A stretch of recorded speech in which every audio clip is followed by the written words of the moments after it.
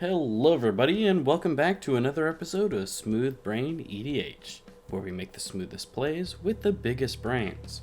It's been a little while since we played some cEDH, so we're back into it with some old and some recent cEDH commanders. Competitive EDH can be a very quick format, so let's speed it up and see what everybody is playing today.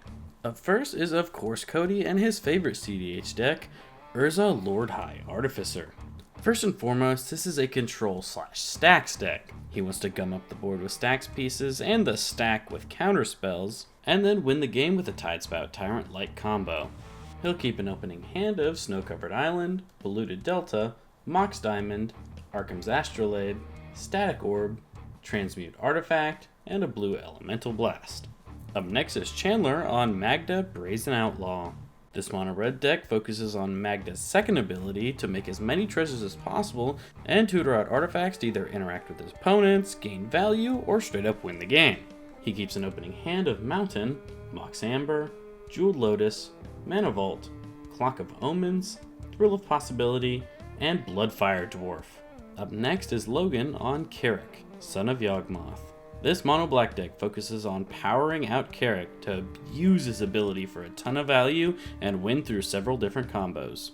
Logan will keep an opening hand of Swamp, Tendo Icebridge, Urza's Saga, Zuran Orb, Sensei's Divining Top, Dothi Voidwalker, and a Grey Merchant of Asphodel.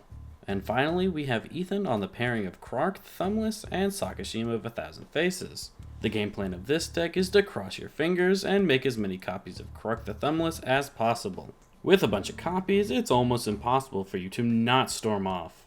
Well, we're about to get right into the game, but before we do, I've got a couple things to say.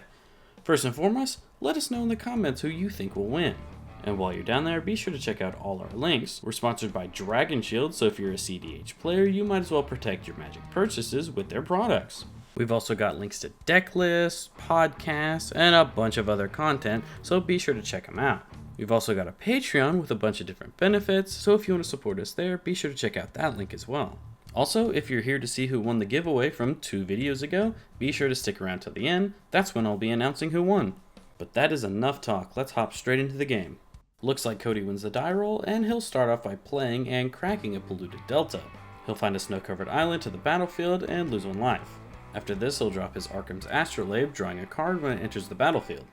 And then he'll free cast Mox Diamond, pitching his other Snow-Covered Island when it enters the battlefield, and then he'll pass the turn to Chandler, who starts off with a basic Mountain as land for turn, and then he'll free cast Mox Amber, and then he'll also free cast a Jeweled Lotus. After this, Chandler will sacrifice his Jeweled Lotus for 3 red to cast Magda. Cody seriously considers countering this with his Elemental Blast, but Chandler is able to talk him out of it by stating he should use a counterspell to protect his own combo when he goes off, or to stop someone else from actually comboing. Cody agrees, and Magda will resolve. Continuing on, Chandler will tap for 1 to cast Bloodfire Dwarf. The turn is then passed to Logan, who starts off with an Urza Saga as land for turn. He'll then free cast his Zuran Orb, and then tap for 1 to cast his Sensei's Divining Top. The turn is then passed to Ethan, who immediately starts by playing a Scalding Tarn as land for turn, and he'll immediately crack it. The land he searches for is a Volcanic Island. He'll then free cast a Mana Crypt, then tap for 3 to cast an Imperial Recruiter. Cody knows Ethan's going to get a Spellseeker, which is very good in his deck, so Cody will Blue Ellie Blast it. And so the Imperial Recruiter is countered. And then Ethan will just pass the turn. Cody unfortunately misses a land drop on his turn, but he will tap for 2 to cast Torpor Orb, and then we'll just pass to Chandler. Chandler starts off with a Strip Mine as land for turn. He'll then immediately move to combat and swing for 4 at the Adnos deck. When he declares attackers, he has 2 tapped dwarves, and he'll make 2 treasure tokens. Now in his post-combat main phase, Chandler will tap for 1 to cast Mana Vault. And after this, he decides to just pass to Logan. Logan's Saga will advance to its second stage, and then on his main phase, he'll play a Swamp as land for turn. After this, he'll tap for 1 to cast a Blood Celebrant, and then he'll just pass the turn to Ethan. On his upkeep, Ethan has to roll for Mana Crypt, and even saves. Unfortunately, Ethan will roll a 1. Now moving on to his first main phase, Ethan will play Shivan Reef as land for turn. He'll then cast Krark and have 1 colorless floating. Using that 1 colorless and floating an additional with the Shivan Reef, he'll cast Krark's Thumb, which is honestly kinda scary. Ethan will then just pass the turn to Cody. And Cody is unfortunately falling behind in mana, and not wanting to stay too far behind in mana, cast Transmute Artifact, sacrificing his Arkham's Astrolabe. He'll search his library for a Mana Vault and then put it onto the battlefield, and then he'll pass the turn to Chandler.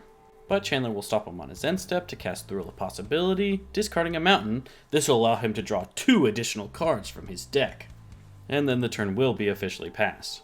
On his main phase, Chandler will play an Ancient Tomb as land for turn, and then decides he doesn't want Logan to get any value off that Urza saga, so he decides to strip mine it.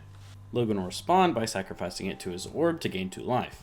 Chandler will then move to combat and decides to swing Bloodfire Dwarf at Ethan and Magda at Cody. Chandler will make 2 treasure tokens, and Ethan will declare no blocks, and Cody doesn't have any choice but to not block. Now in his post-combat main phase, Chandler will tap for 4 mana to cast his Clock of Omens. And then the turn will be passed to Logan, who starts off with a Shizo Death's Storehouse as land for turn. And then he'll immediately tap for 2 to cast his Douthie Voidwalker.